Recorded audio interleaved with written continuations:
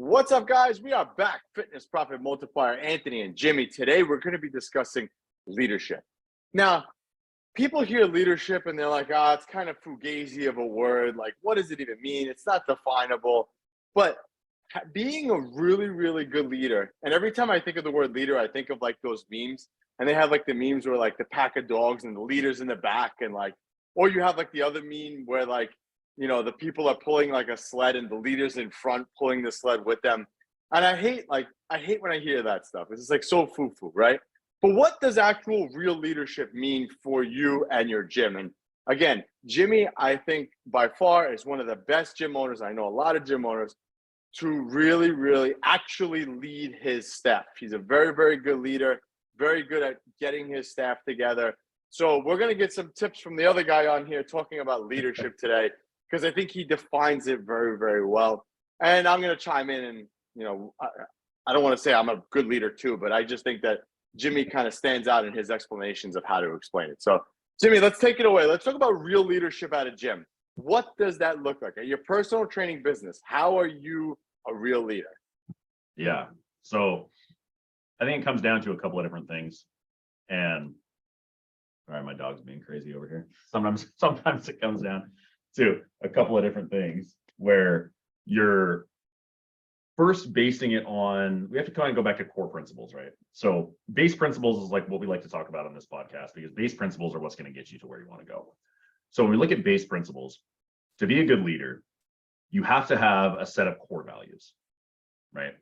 So the set of core values is where you really base your evaluations of your staff. You base everything that goes on in your gym on these core values. So you have to develop core values that are important to you to hold people accountable to those core values. And that's where things start. So we have a bunch of different core values at our facility, but for example, customers first is one of our core values. And you have staff that come in and ask you different questions like, oh, what should we do in this situation, that situation? And you can refer back to these core values and say, is that a core value fit decision? Just the other day, one of my trainers came in to the office and had a question for me about how he should allocate his time. And I said, well, if you have trouble making this decision, what's the core value fit? And then he makes that decision on his own. So a lot of times you'll hear about leadership and you think that leaders are tyrants. You think that leaders are dictators, right? You think that the power that comes with leadership is what you need. You need to rule with an iron fist. You need to whip people in line. But that isn't what motivates people in this world or this economy to do what they need to do. And it's not building a good relationship with your staff. You don't want your staff to hate their job. You don't want your staff to hate you. They don't need to like you. They just need to respect you. So if you go at it with that mindset where you're basing things on core principles, the core values that you have in your facility, you are leading with love first and leading with understanding. You're trying to understand that other person's perspective so that you can massage the situation into the outcome that you want it to be by asking pointed questions and getting that staff member to answer those questions on their own, even if it's something that they did in your facility that was not something that you wanted. So, for example, I had a staff member who showed up late for a shift. And the conversation was not me beating him up. It wasn't me sitting there going, this is unacceptable, this is ridiculous, da da da da. There was some strong statements made, but the first thought process is, hey, what happened on Saturday? And he goes, yeah, da, da, da. And I said, how are we going to solve that problem? And he comes up with his solutions for that problem. And if I agree with them, great. If I don't agree with them, we massage them to a point where it's set up. And then you set expectations, right? I need these 4 things from you over the next 2 weeks to make sure that things are running smoothly. And if they're not, then we're going to have a problem. But having those pointed conversations and not being afraid of those conversations is something that generates good leadership in your business, and keeping on top of your staff, not only in an accountability way, but in a relationship building way, where you have these moments and you accept these moments in your facility where your staff are laughing together, they're hanging out, they're talking about whatever, and they're having fun, because you need to have a balance of those things. I can't remember the statistic, but there's a statistic about intimate relationships, right? The ones that you're going to have with your spouse or whatever. And these intimate relationships need to have a certain amount of conflict for them to stay together. So if you have all positive interactions with your spouse, everything's positive, then you're not growing. It's not enough growth. So that relationship ends up fading. But if you have conflict, and there's a ratio of conflict to positive that you need to have, and that's the same thing with staff members. There's a ratio of conflict and positive that needs to have so that they feel like they're growing on a regular basis. And you have that balance of that good relationship where there's more positive than negative, but there's still an amount of negative that happens where you have to correct patterns and you have to keep people accountable and you have to hold people's feet to the fire. And it's your job. Well, that's one of my questions. You know, the age-old expression that you catch more honeys with you catch more flies with honey than you do with vinegar, right? So it's always trying to be nice and all that stuff. But what do you actually do when you have to reprimand your staff? Like, what's like how do you lay down the law? Like, I'm Italian, man. I'm from Brooklyn. I'm Italian, so I'll get right in your face real fast, and that's a big problem. But how do you do that? What's the right way to lay down the law, man? Yeah, and that's such a good question, because so many people get so emotionally wrapped up in their business and the things that their staff are doing, and rightfully so. You do. That's not out of nowhere. Rightfully so. It's your business. It's your livelihood. Yeah, and it's not like that doesn't happen to me, right? It's not like it doesn't happen to me. So it happens to everybody. But the key to this is really from a book that I love, that I recommend everybody read. Crucial Conversations is a book that was very impactful in my life.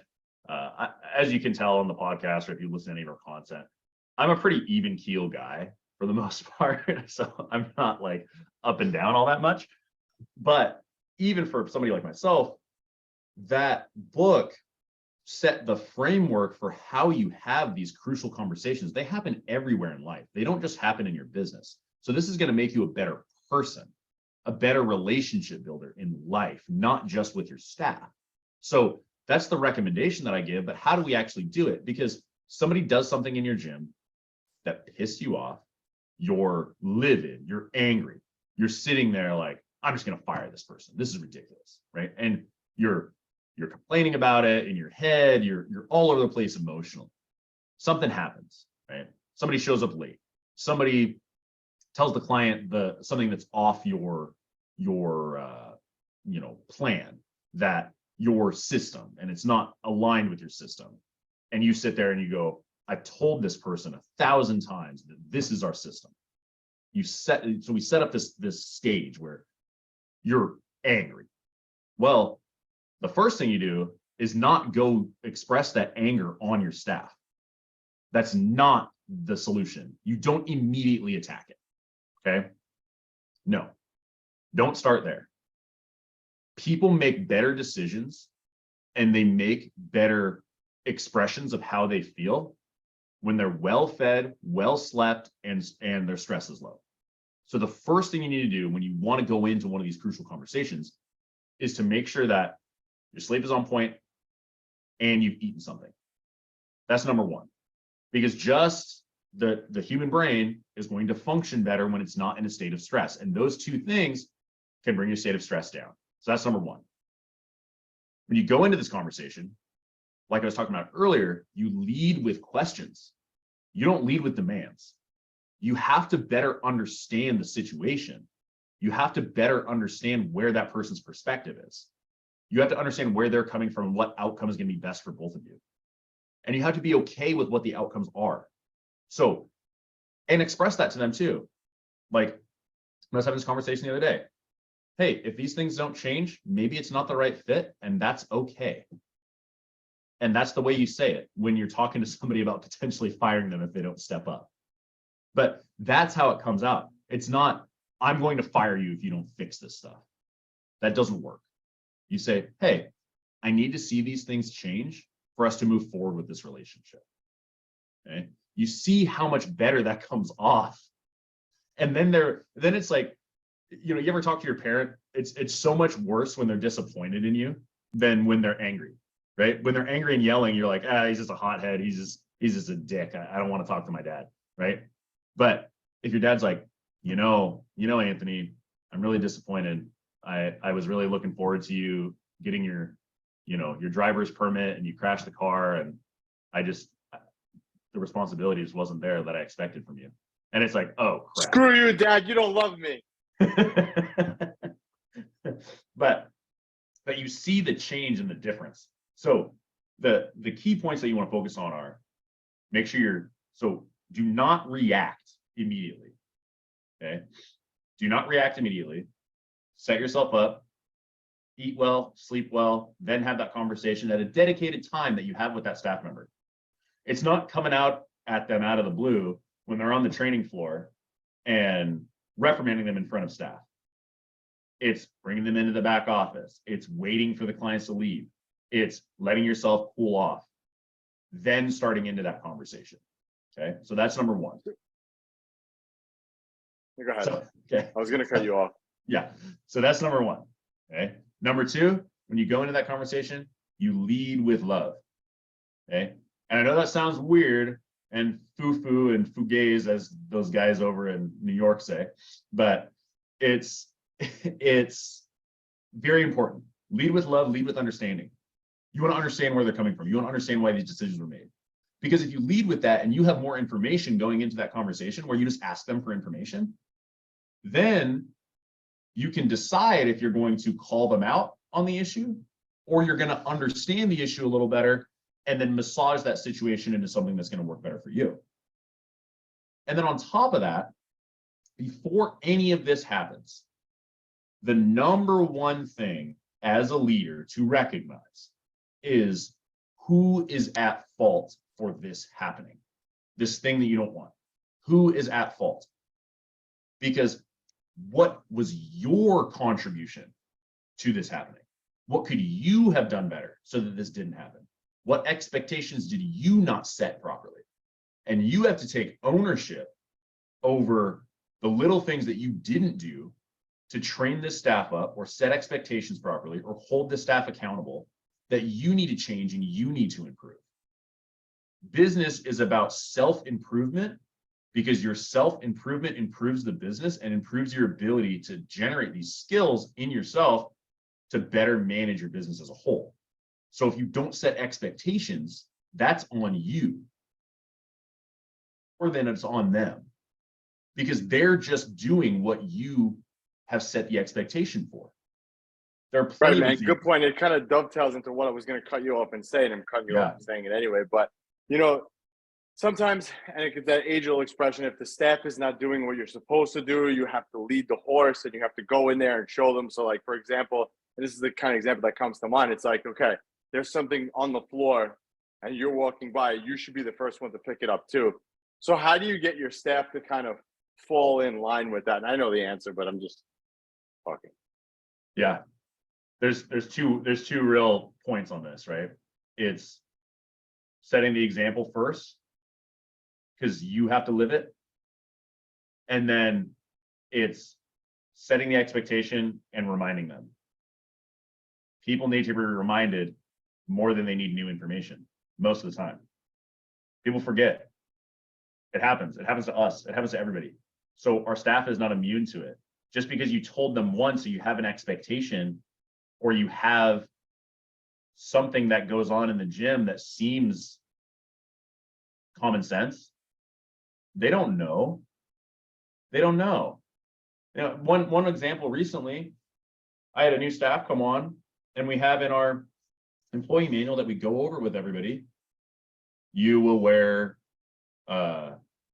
navy, gray, or black pants as athletic pants as a male employee of our facility. And I had a trainer show up in cotton sweatpants. And I'm like, oh, he thinks that's within the standards. It's not. I have to have this conversation with him. And you sit down and you're kind of like, oh man, I don't really want to have this conversation. I feel like I'm going to be badgering him. I feel like I'm going to be, nagging on him. And then you go and have the conversation and you lead with love and you say, hey man, this is what we do. I know you didn't know. It wasn't as clear. I'll take ownership over that, but this is the dress code that we have. And these are the kinds of pants that we want you to wear. And you just have that conversation like, oh yeah, sure. Great. Yeah, boss, I got it. Right. Most of the time that's going to be the response. So if you're worried about the response being argumentative or defensive or whatever to anything you talk to your staff about, you have to realize that they want their job. If they're a good employee, they want their job just as much as you want them to work for you. And it's just as much as you want them to do well. They want to do well for you. So those conversations are expected. And it's not one of these things that you got to hide behind and not do anything about and then get more upset about because they're not changing and they don't see it. They don't know. They haven't been told. They're doing what they've been told and they're doing what the expectation is that's been set if they're a good staff member. And if you haven't set the expectation, you haven't set up what their role looks like or talk to them about what they're doing, they're not going to do it. They're going to do what they think is expected of them because they want to do a good job. They do. Ultimately, you have to think about where they're coming from. They don't want to lose their job. So if you think about it from their perspective, they don't want to lose their job. You got to put yourselves in their shoes and then lead the conversation from there. So guys, you heard it here first. Lead with love from the big guy in green over there. Lead with love. So that's how you do it, guys. That's real leadership. That's real leadership talk and not any of this foo-foo stupid meme stuff. That's how you do it. Lead with love, have those crucial conversations, and have those standards. And again, I also think that leading by example is also very, very important too. Guys, if you want help in any of this, make sure you click those links below. And until next time, we'll see you on the next one. We're out.